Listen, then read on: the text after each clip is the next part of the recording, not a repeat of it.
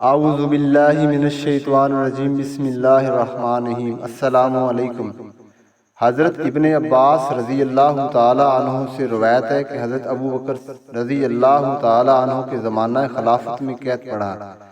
حضرت ابو بکر رضی اللہ تعالی عنہ نے مخاطبین سے فرمایا کہ تم لوگ شام نہ کر پاؤ گے کہ اللہ تعالیٰ تمہاری تنگ دستی دور کر دے گا۔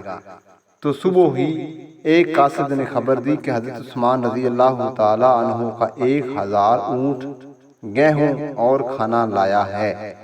صبح کو غلے کے تاجر حضرت عثمان رضی اللہ تعالی عنہ کے پاس گئے اور دروازے پر دستک دی۔ حضرت عثمان رضی اللہ تعالی عنہ ایک چادر اوڑے ہوئے نکلے جس کے دونوں کنارے موڈوں پر پڑے ہوئے تھے۔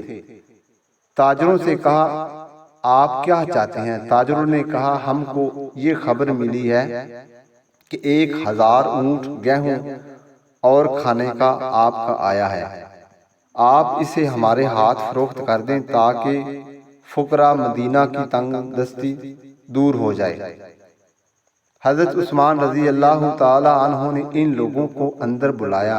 جب وہ لوگ اندر گئے تو حضرت عثمان رضی اللہ تعالی عنہ کے مکان میں غلے کا بڑا ڈھیر رکھا تھا۔ حضرت عثمان رضی اللہ تعالی عنہ نے فرمایا آپ میرے ملک شام سے آئے ہیں، غلے پر کس قدر نفع دو گے؟ ان لوگوں نے کہا 10 کے 12۔ حضرت عثمان رضی اللہ تعالی عنہ نے کہا اور زیادہ۔ ان لوگوں نے کہا کہ 10 کے 14۔ حضرت عثمان رضی اللہ تعالی عنہ نے فرمایا اور زیادہ دو۔ تو ان لوگوں نے کہا کہ 10 کے 15۔ حضرت عثمان رضی اللہ تعالی عنہ نے فرمایا اور زیادہ دو۔ ان لوگوں نے کہا کہ ہم لوگ تاجر مدینہ ہیں، سب موجود ہیں اور اس سے زیادہ کوئی آپ کو نہ دے گا۔ حضرت عثمان رضی اللہ تعالی عنہ نے ان سے فرمایا کہ تم مجھ کو 1 درم پر 10 درم نفع دو گے؟ انہوں نے کہا نہیں۔ تو حضرت عثمان رضی اللہ تعالی عنہ نے فرمایا اے گروہ تاجر، تم لوگ گواہ رہنا کہ میں نے فقراء مدینہ کو تمام غلہ صدقے میں دے دیا۔